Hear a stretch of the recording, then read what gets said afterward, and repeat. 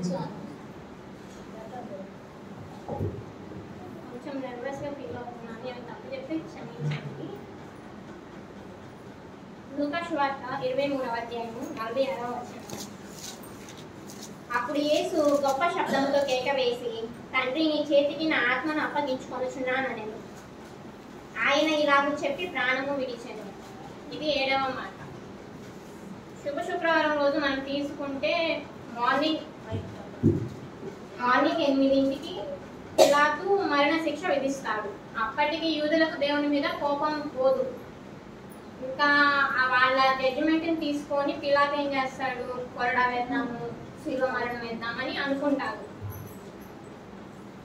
8కి start చేస్తారు. యెరూషలేము వీధులలో 9 వరకు తిప్పుతూనే ఉంటారు. ఉదయం 9 గంటల నుండి మధ్యాహ్నం 3 గంటల వరకు ఆయనకు శిలువ మీద ప్రేలాడుతూనే ఉంటారు. మనమేంటి, ఒక మనిషి తాను చనిపోయే చివరి రోజుల్లో తాను మాట్లాడిన మాటలకు ఎంతో విలువ ఉంటుంది, ఎంతో సిగ్నిఫికెన్స్, ఎంతో ఇంపార్టెన్స్ ఉంటుంది, వాల్యుబుల్ ఉంటుంది. అక్కడ ఉన్న వాళ్ళంతా చూస్తున్నారు ఆయన ఏం చెప్తారు, అసలు ఆయన దర్శనం ఏంటి, మనకేం చెప్పాలనుకుంటున్నారు, ఆయన చనిపోతున్నాడు కదా, తర్వాత ఎలాంటి కార్యాలను ఆయన చూడాలి అనుకుంటున్నారని అందరూ వెయిట్ చేస్తున్నారు అన్నమాట. సో అక్కడ ఆయన మాట్లాడిన మాటలను ఒక ఆర్డర్లో పెడితే ఇది 7వ మాట. లాస్ట్ మాటలకి ఎంతో సిగ్నిఫికెన్స్ ఉంటుంది కదా. కొన్నిసార్లు అవి విచిత్రంగా మనల్ని ఆలోచింపజేసే విధంగా ఉంటాయి. ఫర్ ఎగ్జాంపుల్, ఒక ఊర్లో తీసుకున్నాము. ఒక ముసలావిడ మంచిగా దేవుళ్ళు ఎదిగింది. ఆమె చనిపోవడానికి రెడీగా ఉంది. తీసుకెళ్లి మందిరంలో పట్టుకోబెట్టారు. వాళ్ళ ఫ్యామిలీ మాత్రమే ఉన్నారు. ఈవెన్ తనకి స్పృహ ఉంది లేనట్టు ఓకే రెడీగా ఉంది చనిపోవడానికి. ఆమె ఏం చెప్తుందంటే, అరే రాజానగరం నుంచి మనుషులు వచ్చారు, ఎందుకు నుంచోబెట్టారు, కుర్చీలు వేయనిరా అని వాళ్ళ కొడుకులు చెప్తుంది. వాళ్ళేమనుకుంటారు, మనకి రాజానగరం నుంచి ఎవరు చుట్టాలు లేరు కదా, అసలు ఎక్కడో కదా తెలియదు కదా అని వాళ్ళు థింక్ చేస్తారనమాట. ఆమె అదే మాటని మళ్ళీ రిపీట్ చేసి తను చనిపోతుంది. వాళ్ళు అప్పుడు గమనిస్తారు, ఓహో రాజనగరం అంటే దేవుడి నగరమా, ప్రభువైన ఉండే నగరమా అని వాళ్ళు గ్రహిస్తారు. ఇక్కడ ఆమె నిరీక్షణను మనం తెలుసుకోవచ్చు. అంటే మనం చనిపోయిన తర్వాత మనం అంతటితో అయిపోదు, ఇంకా జీవం ఉంటుంది, నిత్య జీవం, నిత్య రాజ్యం ఉంటుందని మనం గ్రహించాలి. ఇలా దేవుడికి శిలో ఉంటుందని పాత నిబంధనలో ఎన్నో ఎగ్జాంపుల్స్ ఉన్నాయి. ఫర్ ఎగ్జాంపుల్, అబ్రహాము ఇస్సాకుని బలి ఇవ్వడానికి మోరియా పర్వతం మీద దగ్గర తీసుకొని వెళ్తారు. అప్పుడు ఇస్సాకు వాళ్ళు ఉండే ఊరు ఏంటంటే బెర్షిబా, అది 100 kilometres away from that Moriah పర్వతం. అయితే వాళ్ళు ట్రావెల్ చేయడానికే 3 days పడుతుంది, 100 కిలోమీటర్స్. అప్పటి వరకు వాళ్ళ పనివారు అందరు కట్టెలు, నిప్పులు, కత్తులను తీసుకొని పోతారు. కొండ మీదకి వెళ్ళేసరికి అబ్రహాం ఇస్సాకు తన కట్టెలను తానే మోసుకొని పోతాడు. వాళ్ళ డాడీని అడుగుడు, ఇదంతా ఎందుకు అవుతుంది, ఎందుకు నన్ను ఏమైనా బలిస్తున్నారా అని. ఎక్కడో చదివాను, తనకు తెలుసు అంట. కానీ తను తన ఫాదర్ని అయితే క్వశ్చన్ చేయదు. వినమ్రతగా, విధేయతగా తీసుకునే వెళ్తారు. కానీ అక్కడ ఇస్సాకు చూస్తే ఒక సబ్స్టిట్యూషన్ దొరుకుతుంది. అప్పుడు దేవుడు ఏం చెప్తాడు అబ్రహాంకి, అక్కడ పొదలో ఒక పొట్టేలు, కొమ్ములున్న పొట్టేలు నీకు కనిపిస్తుంది, దాన్ని నువ్వు బలిగా అని దేవుడు చెప్తాడు. అదే మనం దేవుని దగ్గరికి వచ్చేసరికి చూసుకుంటే ఈజ్ ద అల్టిమేట్ పవర్. అక్కడికి మన దేవునికి ఒక సబ్స్టిట్యూషన్ అనేది ఏమాత్రము దొరకదు. తాను మాత్రమే దేవుని బలిగా అర్పించుకున్నాడు. ఇది మన దేవునికి మాత్రమే సాధ్యము. దేవుని నామానికి మహిమ కలుగుగాక. ఆమేన్. నిన్న నైట్ మనం చూసుకుని ఉంటే గెత్సేమనే తోటలో మన దేవుడైన యెహోవా ప్రభు పట్టుకుంటారు. అక్కడ ఉన్న యూదులు కొంచెం ఫాల్స్ స్టేట్మెంట్స్ ఇచ్చి తప్పుడు సాక్ష్యాలు, తప్పుడు నిందలు మోపుతారు. అట్ ఏ టైం ఒక మల్టిపుల్ న్యాయస్థానాలకి మన దేవుడిని తిప్పుతారు. అదే మనం ప్రెసెంట్ తీసుకుంటే అలా తిప్పరు. మోర్ ఓవర్ జడ్జిమెంట్ అనేది నైట్ టైం అసలు ఇవ్వరు. కానీ మన దేవునికి నైట్ మాత్రమే జడ్జిమెంట్ అనేది సరిపోయింది. కాబట్టి దీన్ని మనం అన్యాయ తీర్పుగా మనం తీర్చుతాము.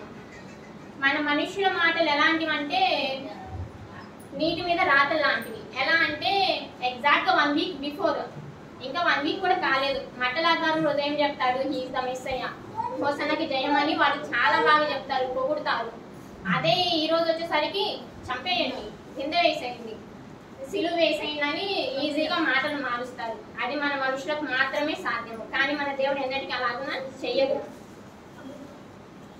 కాబట్టి మనం దీన్ని తీసుకొని మొత్తం ఒక ఫాల్స్ స్టేట్మెంట్, ఒక అన్యాయం తీర్పు అనేది మన దేవుడికి జరిగిందని మనం చెప్తాం.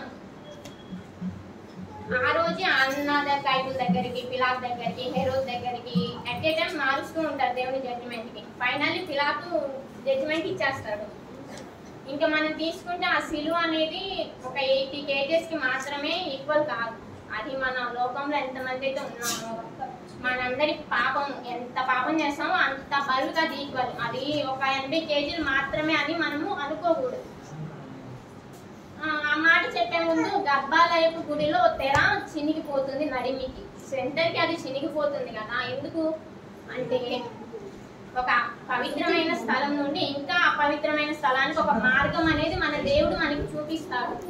పరలోక రాజ్యానికి వే అనేది మనకి ఆయన చూపిస్తాడు. ఆ టైంలో ఏమవుతుంది? సూర్యుడు అస్తమిస్తాడు, చీకటి కమ్ముతుంది, మీ ఆత్మను నా చేతికి అప్పగించుకుంటున్నాను అని చెప్తారు. అప్పుడు మనందరం ఆత్మలమని మనం గ్రహించాలి. చాలా పవిత్రంగా మనం దాన్ని తిరిగి దేవునికి అప్పగించుకోవాలి. అదే కొరింథీయులు 2:7 1వ అధ్యాయంలో చూసుకుంటే,